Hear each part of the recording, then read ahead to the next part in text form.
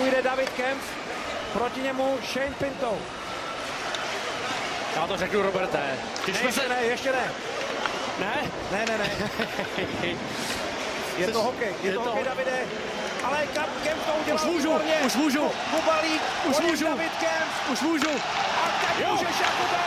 Česko postupuje do semifinále.